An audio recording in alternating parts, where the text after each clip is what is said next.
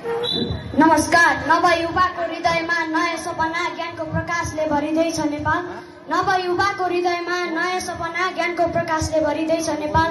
विज्ञान र कलाको समन्वयमा उदय हुनेछ हाम्रो सुनौलो संसार। विज्ञान र कलाको समन्वयमा उदय हुनेछ हाम्रो सुनौलो संसार। धन्यवाद। धन्यवाद कार्यक्रम सञ्चालकज्यू। यस श्री नवजागृति चण्डीमावि असामको सुन्दर एवं रमणीय प्राङ्गणमा 64औं वार्षिकोत्सव तथा अभिभावक दिवसको पावन अवसरमा आयोजना गर्न लागि अन्तर्मावि वक्तृत्व कला प्रतियोगिता कार्यक्रमका आदरणीय सभापतिज्यू, प्रमुख अतिथिज्यू, विशिष्ट अतिथिज्यू, मञ्चमा आसीन अन्य अतिथिज्यूहरू, आजको हाम्रो यस विषय प्रस्तुतिलाई निष्पक्ष रूपमा दूधको दूध पानीको पानी बनाउनु बस्नुभएका आदरणीय निष्पक्ष निर्देशक मण्डलज्यू, आजको निम्तो स्वीकार गरी विभिन्न विद्यालयहरूबाट पाल्नुभएका आदरणीय प्रधानाध्यापक तथा शिक्षक शिक्षिकाज्यूहरू, प्रतिस्पर्धामा लामबद्ध भएर बस्नुभएका मेरा प्रतिस्पर्धी मित्रहरू, यसै विद्यालयमा अध्ययन गर्नुभएका सम्पूर्ण विद्यार्थी साथीहरू, यसै विद्यालय व्यवस्थापन समितिका पदाधिकारीज्यू, यसै विद्यालय शिक्षक अभिभावक संघका पदाधिकारीज्यू र यसै विद्यालयका अभिभावकज्यूहरू, म श्री भगवती माध्यमिक विद्यालयको कक्षा 9 मा अध्ययन गर्ने छात्र राजीव पाण्डेको तर्फबाट स्वीकार्नुहोस् न्यानो अभिवादन। नमस्कार। अब म समयको पाबन्दीलाई ध्यानमा राखी आजको विषयवस्तुको पाठतर्फ लम्कने अनुमति चाहन्छु। आजको वक्तृत्व कलाको शीर्षक रहेको छ नयाँ पुस्ताको हातमा नयाँ नेपालको भविष्य। सभाध्यक्ष महोदय, नयाँ पुस्ता भन्नाले उमेरले मात्र नयाँ होइन, सोचले नयाँ, दृष्टिले फराकिलो र कर्मले उदाहरणीय पुस्ता हो। नयाँ पुस्ता त्यो हो जो असफलतामा पनि सम्भावना खोज्छ, जो अन्धकारमा पनि उज्यालो सिर्जना गर्छ र जो भनाइ होइन विश्वासका साथ काम गर्न चाहन्छ। नयाँ पुस्ता त्यो हो जो आफ्नो सपना अरूको मुखबाट होइन आफ्नै पसिनाले पूरा गर्न चाहन्छ। यो पुस्ताले जो कसैले गर्छ भन्दैन, तर भन्छ म गर्छु।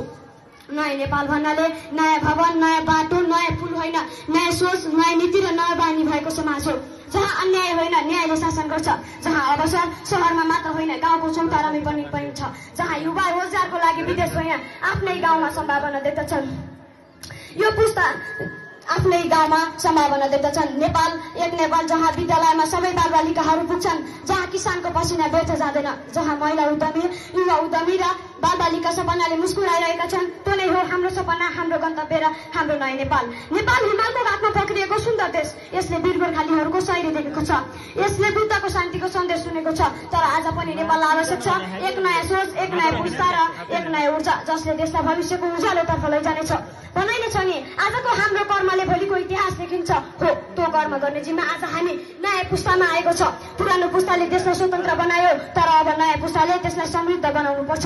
हाम्रा आमा बुबाले हिलोमा पाइला राखेर बाटो बनाइदिए, हामीले त्यस बाटोलाई उज्यालोले सजाउनु पर्छ। साथीहरू, हामी मात्र केवल विद्यार्थी होइनौँ, हामी परिवर्तनका वाहक हौँ। हाम्रो आजको सोच, प्रयास र दृष्टिकोणले नै भोलिको नेपाल गर्नेछ।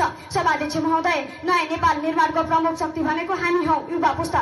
हामीले मात्र देशको भविष्यको बारेमा कुरा गर्ने होइन, हामीले देश भविष्य पूरा गर्ने जिम्मा लिएका नागरिक हौँ। युवा पुस्ताको हातमा कलम छ, त्यसले ज्ञान लेख्दछ, हातमा ऊर्जा छ, त्यसले निर्माण गर्दछ, हातमा प्रविधि छ, त्यसले देशलाई विश्वसँग जोड्दछ। नयाँ पुस्ताको भूमिका के हो त? शिक्षा र सिपमा निपुण बन्नु ताकि हामी बेरोजगार होइन रोजगार दिने बनाऊ, सकारात्मक सोच फैलाउनु ताकि समाजमा निराशा होइन आशा पलाओस्, सामाजिक उत्तरदायित्व लिनु ताकि भ्रष्टाचार होइन पारदर्शिता बढोस्, देशभक्तिको भावना बोकेर कर्ममा लाग्नु ताकि नेपाल आत्मनिर्भर बनोस्। भनाइ नै छ नि युवा जागे देश भाग्यले होइन कर्मले उठ्दछ। यदि युवा आफैमा उदाहरण बन्यो भने देश परिवर्तन हुन धेरै समय लाग्दैन। तर सोच्नुहोस् त आज पनि कतिपय ठाउँहरूमा बालबालिका विद्यालयमा भन्दा काममा जान बढी बाध्य भएका छन्। कतै अवसरको कमी त कतै शिक्षाको पहुँच। हामीले यस समस्यालाई समाधान गर्न सकेनौँ भने नयाँ नेपाल केवल भाषणमा मात्र सीमित हुनेछ। भनाइ नै छ नि कुरा मिठोले होइन काम साँचोले जितिन्छ। आजको युग प्रविधिको युग हो, हाम्रो हातमा मोबाइल छ, इन्टरनेट छ, तर यो केवल खेलाउन होइन हतियार हो, सिप र ज्ञानको हतियार। आदरणीय सभाध्यक्ष महोदय, निष्कर्षमा म के भन्न चाहन्छु भने देश बदल्नु भनेको केवल सरकार बदल्नु होइन, देश बदल्नु भनेको सोच बदल्नु हो, बानी बदल्नु हो। त्यसैले हामी सबैले सुरु मबाट भन्ने भावना लिनुपर्छ। म इमान्दार भयो भने मेरो देश इमान्दार बन्छ, म मेहनती भयो भने मेरो देश मेहनती बन्छ। भनाइ नै छ नि आफ्नो घर सफा नहुनेको देश सफा हुँदैन। त्यसैले परिवर्तनको सुरुवात आफैबाट गर्न सिकौँ। नयाँ नेपाल बनाउने हामी नै हौ, किनकि हामी हौ नयाँ पुस्ता। कलमले क्रान्ति गर्ने, सोचले विकास गर्ने र कर्मले इतिहास लेख्ने पुस्ता। जुन हातले कलम समाउँछ त्यही हातले इतिहास लेख्छ।